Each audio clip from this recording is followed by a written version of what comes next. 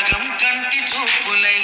అభిమానం ఇంటి దీపమై బ్రతుకంతా నిండు పున్నమై ముడివేసే పూర్వ పుణ్యమే గోపాల బాలుడమ్మ నా చందమామ పదే పదే చూసుకున్నా అనివి తీరదమ్మ రారా కన్నా పడుపారా కన్నా నా చిటికెలు వింటూ